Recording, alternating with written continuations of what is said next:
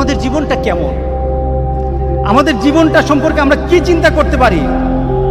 কোনো ব্যক্তি হাতের মধ্যে বরফটা হাতে ধরে রাখলে সে যতক্ষণ পর্যন্ত বরফের দিকে তাকিয়ে থাকে, সে চিন্তা করে আমার ব্যবসা হবে, আমার হাতে বরফ আছে। বলেন তো দেখি বরফ কি থাকবে? হ্যাঁ, ধরে রাখুন তো বরফ, কতক্ষণ পর কি হবে? বরফ আর পাওয়া যাবে না, বরফ আর থাকবে না তার হাতে। মানুষের জীবনটা তেমন। আপনি বরফ হাতে নিয়ে রেখেছেন, আপনার জীবনটা একটা বরফের মতো, হাতে বরফ, আপনার বরফ কিন্তু গলে যাচ্ছে। কিভাবে যাচ্ছে? এক একটা মুহররম মাস চলে আসে, 1441 সাল ছিল, চলে গেছে, বরফ গলে গেছে। 1442 সাল এসেছে, আনন্দ হওয়ার কিছু নেই, বরফ কিন্তু গলে গেছে। সুবহানাল্লাহ। আল্লাহ সুবহানাহু ওয়া তাআলা আসরের নামটা নিলেন সময়কে বলার জন্য, অর্থাৎ সময়টা তোমার এত কম, তোমার সময়টা এত কম, তুমি আসরের সময় মাত্র আছো, একটু পরে কিন্তু সূর্য ডুবে যাবে। তোমার জীবনটা আসরের মতো, একটু পরে কিন্তু তোমার মাগরিব চলে আসবে।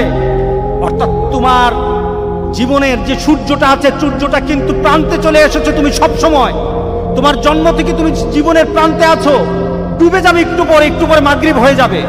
এটাই তোমার জীবন, ঠিক না? আসরের থেকে মাগরিব কতটুকু সময়? অল্প সময়।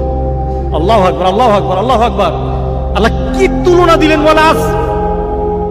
এখন মিলিয়ে নেন, আপনার আমার জীবনকে এখন মিলাই।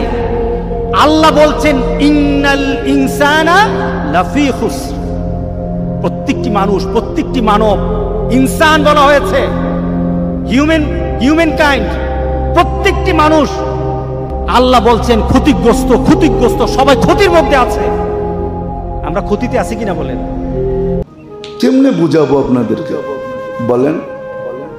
যার কিছু মিলবে না তার হাতেও তো দেখি তসবিহ, যার কিচ্ছু মিলবে না, কিচ্ছু মিলবে না, বিপরীতটা মিলবে, যার জন্য দাড়ি পাল্লাই দাঁড় করাবে না।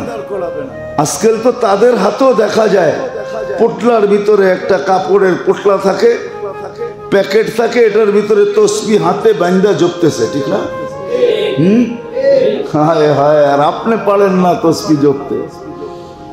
যার এক এক সুবহানাল্লাহর এত মূল্য, আলহামদুলিল্লাহর এত মূল্য, আল্লাহু আকবারের এত মূল্য, লা ইলাহা ইল্লাল্লাহর এত মূল্য, যার ইস্তিগফারের এত মূল্য, যার ইস্তিগফারের এত মূল্য, যার দুরুদের এত মূল্য। দুরুদ পড়তে দেরি, এইখান থেকে একজন ফেরেশতা নিয়া মদিনা মুনাওয়ারায় নাম ঠিকানা সহ পেশ করতে দেরি করে না।